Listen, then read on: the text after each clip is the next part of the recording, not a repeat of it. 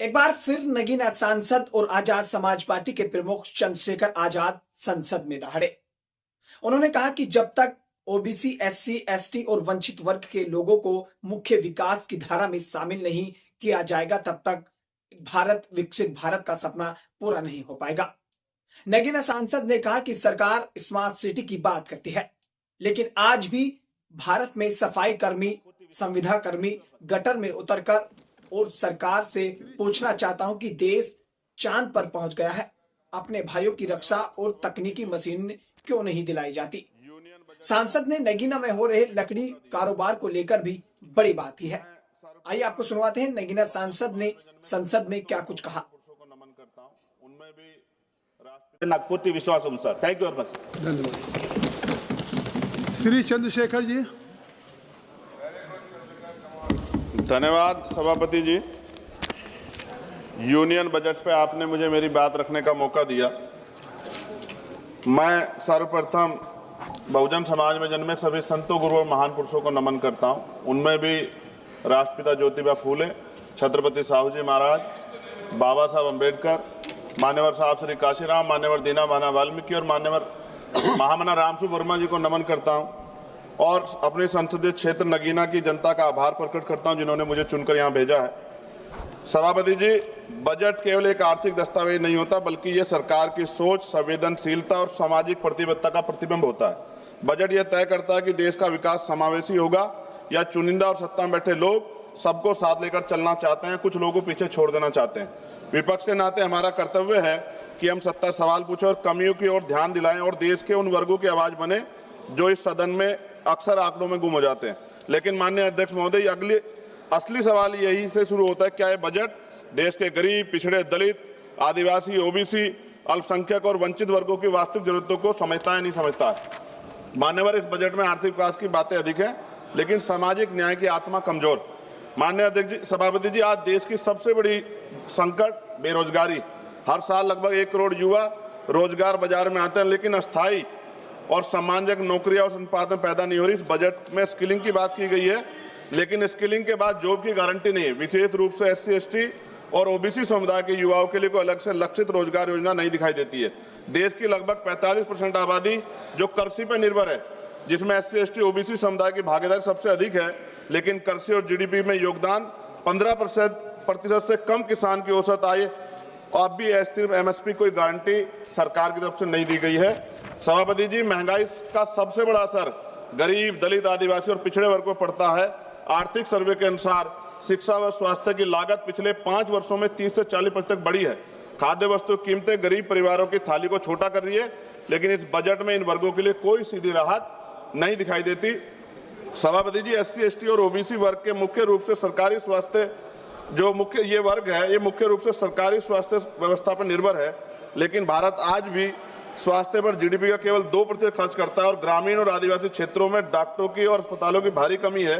इस बजट में सार्वजनिक स्वास्थ्य ढांचे को मजबूत करने के लिए कोई निर्णायक वित्तीय छलांग नहीं।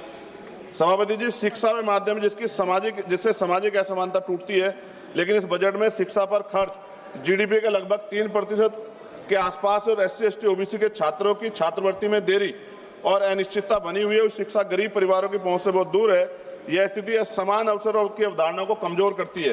सभापति जी, एससी, एसटी, ओबीसी के कल्याण के लिए सबसे बड़ी जिम्मेदारी राज्यों के पास होती है, लेकिन राज्यों के हिस्से की धनराशि सीमित है। केंद्र द्वारा योजनाओं का बोझ अधिक संघीय ढांचे को कमजोर, सामाजिक न्याय को मजबूत नहीं कर रहा है एट प्रेजेंट टाइम। विपक्ष केवल आलोचना के लिए नहीं सभापति जी, हम समाधान प्रस्तुत करते हैं। हमारी मांग है एससी, एसटी, ओबीसी के लिए लक्षित रोजगार मिशन चलाया जाए, छात्रवृत्ति को समयबद्ध और कानूनी प्रावधान किया जाए, शिक्षा और स्वास्थ्य पर जीडीपी का न्यूनतम 6% खर्च हो, आरक्षित वर्गों के लिए विशेष उद्यमता और एमएसएमई पैकेज दिया जाए, आदिवासी और पिछड़े जिलों को विशेष सामाजिक आर्थिक विकास योजना चलाई जाए। माननीय सभापति जी, ये बजट आर्थिक विकास की तो बात करता है, लेकिन सामाजिक संतुलन और न्याय की भावना कमजोर दिखाई देती है।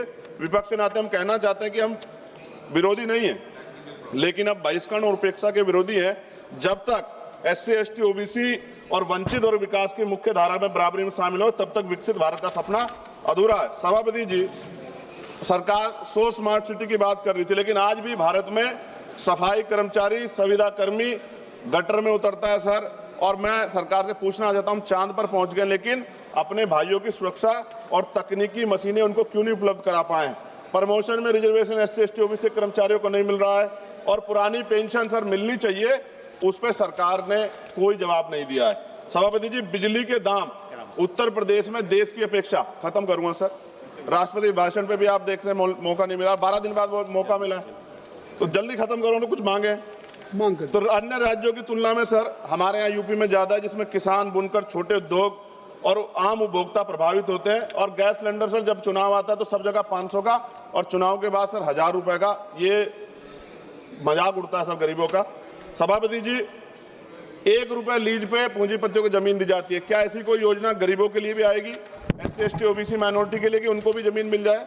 साथ साथ सरकार दिवाली, धार्मिक, तमाम जो धार्मिक आयोजन है सर उन पे बजट देती है, लेकिन SC ST OBC के जो महापुरुष हैं सर, जैसे बुद्ध पूर्णिमा कार्यक्रम होता है, रविदास जयंती जी का कार्यक्रम होता है, अम्बेडकर जयंती का, फूले जयंती का, पेरियार जयंती का, बिरसा मुंडा जयंती का, इन तमाम उस पर तो कोई बजट नहीं आता सर। और BT एक्ट सर, बोध गया सौंपा जाना चाहिए बौद्धों को सर, बहुत दिन से उनका आंदोलन चल रहा है, कल से आंदोलन हो रहा है सर।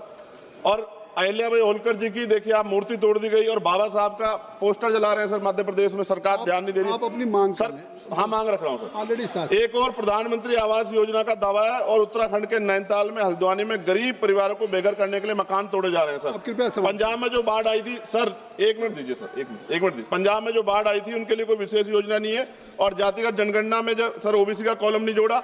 सर मेरे लोकसभा क्षेत्र नगीना में हस्त निर्मित पेंटिंग ब्रुश कुटीर उद्योग, यह उद्योग पूरी तरह से हाथ से चलता है, दशकों तक करमुक्त रहा, करीब 50% स्थानीय आबादी आजीविका इसी पे निर्भर है, 18% टैक्स लगा रखा। मेरी मांग है उसको 5% किया जाए सर। 2-3 मांगे सर, इनको उठा दो। काफी मांगे आपने कर दी सर, काफी मांगे कर दी। रेलवे कनेक्टिविटी का विस्तार सर हमारे नगीना लोकसभा क्षेत्र में किया जाए। राष्ट्रीय और राज्य मार्गों सर, ग्रामीण क्षेत्रों में सड़कों की हालत बड़ी खराब है। जिला अस्पताल सर, वहां IIT IIM और एयरपोर्ट बने, इसकी मांग हमने पिछली बार भी उठाई थी सर। अंत में लघु उद्योग सर, MSME का कोई प्रोजेक्ट जो ऐसा लगता है जैसे हम विपक्ष के लोग हैं तो हमारे लिए कोई योजना हमारे क्षेत्रों के लिए नहीं होगी सर। सबका साथ, और सबका कौशल विकास सर, युवाओं के लिए आधुनिक स्किल डेवलपमेंट सेंटर स्थापित किया जाए मेरे क्षेत्र में।